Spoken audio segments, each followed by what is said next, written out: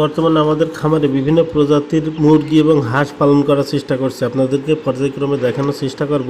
দেশি মুরগি তো আছে, সাথে সাথে এই যে পোলট্রি মুরগির বাচ্চা দেখতে পাচ্ছেন, এখানে পোলট্রি মুরগির বাচ্চা নিয়েছি।